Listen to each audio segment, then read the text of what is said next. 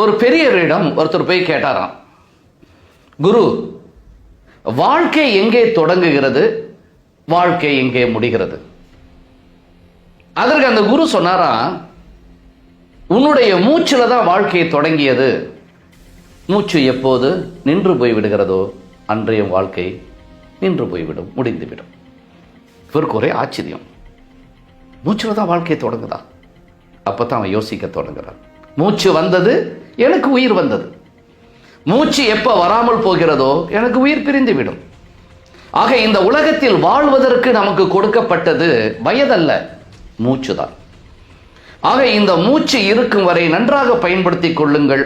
ஆழமாக மூச்சை இழுத்து விடும் ஒரு பழக்கத்தை நீங்க உண்டு பண்ணிக் கொள்ளுங்கள். சும்மா இருக்கும் போதெல்லாம் நல்லா நீண்ட மூச்சாக இழுத்து மூக்கு வழியே அடக்காம நீண்ட மூச்சாக விட பழகுங்கள்.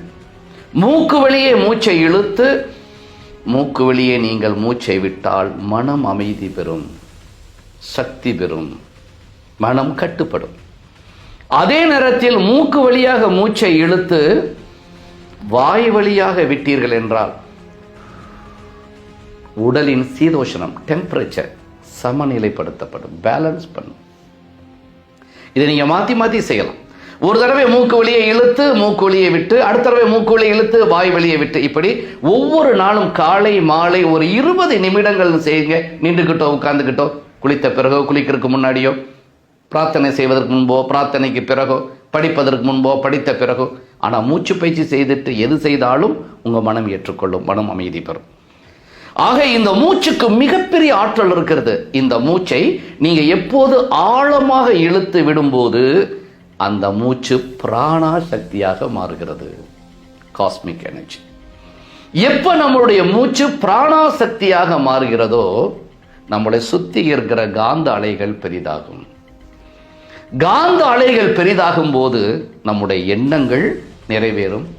அந்த காந்த அலைகள் நம்மளை அழைத்து செல்லும், அல்லது நமக்கு வேண்டியதை அந்த காந்த அலைகள் சென்று அழைத்து வரும்.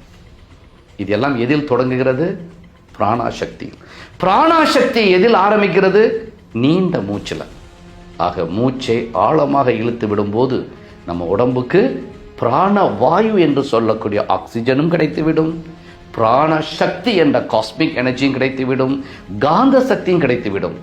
ஆக இறைவன் நமக்கு தந்த ஒரு மிகப்பெரிய ஆற்றல் இந்த மூச்சு. முற்றிலும் இலவசம். முழுமையாக பயன்படுத்தி சக்தி வாய்ந்த, ஆரோக்கியமான, அதே நேரத்தில் காந்த அலைகளை பெற்ற, வெற்றி பெற்ற ஒரு மனிதனாக உங்களை ஆக்கிக் கொள்வதற்கு முதல் படி மூச்சு பயிற்சி தான். ஆக மூச்சை முழுமையாக பயன்படுத்தி வெற்றி பெறுவோம்.